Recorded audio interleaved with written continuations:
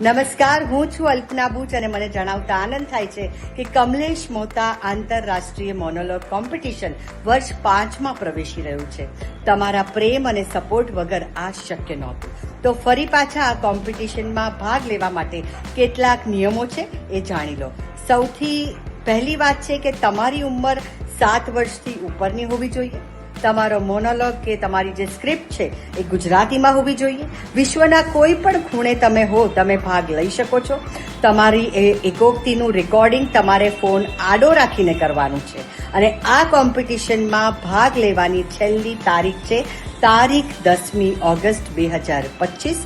અને આ કોમ્પિટિશનના જે વિનર હશે એનું અનાઉન્સમેન્ટ થશે 1 સપ્ટેમ્બરના રોજ 2025માં. તો ચાલો, રાહ કોની જુઓ છો?